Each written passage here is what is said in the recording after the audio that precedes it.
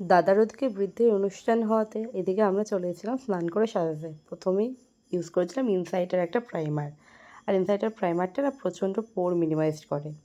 তারপর নিয়েছিলাম সুইস বিউটির একটা হাইলাইটিং প্রাইমার, আর এটা তোমরা ইউজ করে দেখবে সত্যিই ফিদা হয়ে যাবে, এত সুন্দর একটা মানে মুখে আলাদা করে গ্লেজ নিয়ে আসে। তারপরে আবার সুইস বিউটিরই কনসিলার ইউজ করেছিলাম রাত জেগে জেগে যে ডার্ক সার্কেলগুলো হয়ে যায় সেগুলোকে ঢাকার জন্য। আফটারঅল দাদার বেশ সুন্দর তো লাগতেই হবে। তারপর রিকোডের একটা এইচডি ফাউন্ডেশন ইউজ করেছিলাম, আর খুবই একটা পাতলা মানে বেস ইউজ করেছিলাম, তোমরা দেখেই বুঝতে পারছো, জাস্ট কয়েক ড্রপ নিয়েছি। তারপর আবার সুইস বিউটির একটা কনসিলার দিয়ে হাইলাইটিং এরিয়াগুলো হাইড করছিলাম। মানে একদমই বেসিক একটা মেকআপ করেছি, বাট সব স্টেপই ইউজ করেছি, মানে স্টেপ কিছু বাদ দিইনি। তারপরে ভালো করে ব্লেন্ড করে ইনসাইডের একটা ব্লাশার ইউজ করেছিলাম। ইনসাইডের ব্লাশারটা না মারাত্মক সুন্দর লাইট মেকআপের জন্য।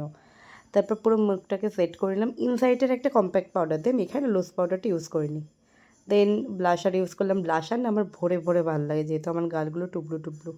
তারপর পছন্দের হাইলাইটার, আর আমি না আই মেকআপটা ব্যাক ক্যামেরায় করেছি। তারপর ভালো করে মুখটাকে সেট করেছি ফেসেস কাইন্ডার ফিক্সার দিয়ে। তো বলো আমায় কেমন লাগছে হলদি লুকে?